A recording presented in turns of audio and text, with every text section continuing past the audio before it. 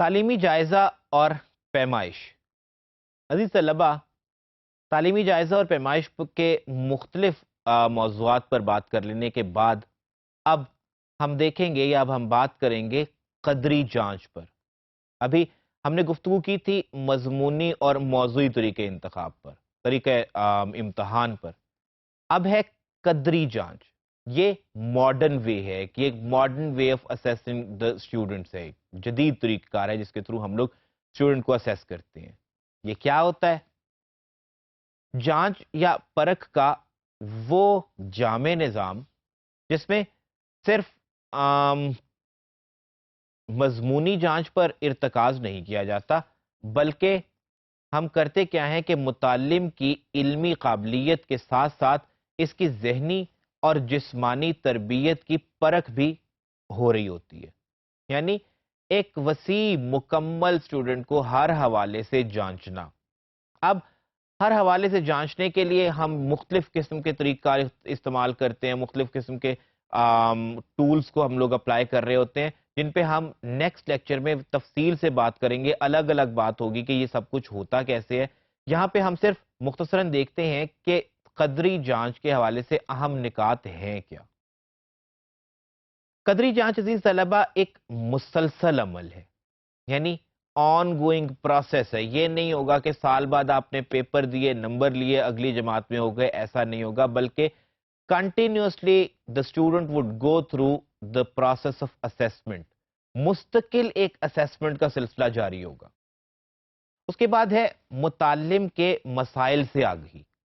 ظاہر ہے ایک فائدہ ہے کہ جب اسٹوڈنٹ کو آپ ہر لہجہ ایویلویٹ کر رہے ہیں، ہر لہجہ اسیس کر رہے ہیں، آپ ایسے ٹولز یوز کرتے ہیں کہ انڈیویجولی ہر اسٹوڈنٹ کو آپ اسیس کر سکیں، تو طالب علم کو کس نوعیت کے نفسیاتی مسائل ہو سکتے ہیں، وہ ذہنی مسائل ہو سکتے ہیں، جسمانی نوعیت کے مسائل ہو سکتے ہیں، ٹیچر کو پتا چل جاتا ہے کہ اسٹوڈنٹ کو کیا پرابلمز ہے۔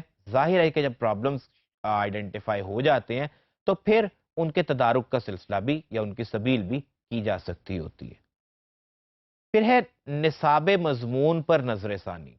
ظاہر ہے کہ جب آپ اوورآل جائزہ لے رہے ہیں تو آپ کو موقع مل جاتا ہے کہ آپ دیکھ لیں نیکسٹ ٹائم، ایک دفعہ آپ نے کوئی چیز اپلائی کی تو نیکسٹ ٹائم آپ اس سے اعتراض برت سکتے ہیں۔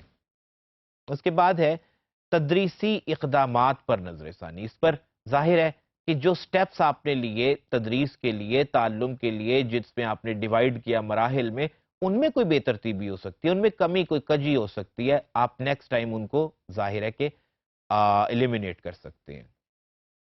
پھر ہے معروضی طریقہ۔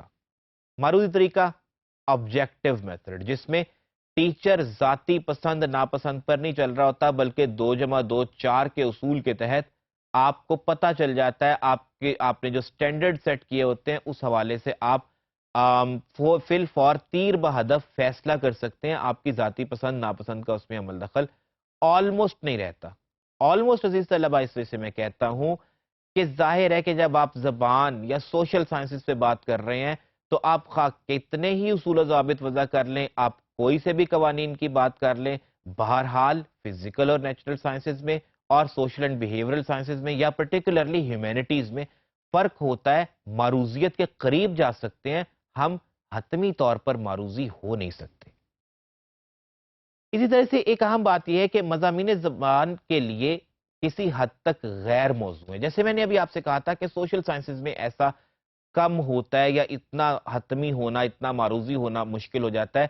پرٹیکولرلی مضامین زبان کی اگر آپ بات کرتے ہیں، لینگویج سکلز کی بات کرتے ہیں، لینگویج سٹڈیز کی بات کرتے ہیں، تو لینگویجز میں آپ کا کیونکہ موسٹلی فوکسڈ ایریا آپ کی زبان، خواہ وہ گفتار کے حوالے سے ہو، خواہ وہ تحریر کے حوالے سے ہو، تفہیم کے حوالے سے ہو، آپ کا زیادہ تعلق زبان سے ہوتا ہے، لہٰذا اوورال بیہیویئرز پہ آپ لمیٹڈ سا تاثر یا لمیٹڈ سی نظر تو رکھ سکتے ہیں۔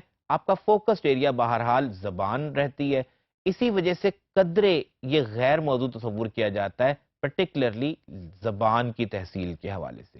بہرحال ایک جدید طریقہ ہے، اہم طریقہ ہے، اور لمیٹڈ ہی صحیح ہم اس سے عام زبان میں بھی مستفیض ہو سکتے ہیں۔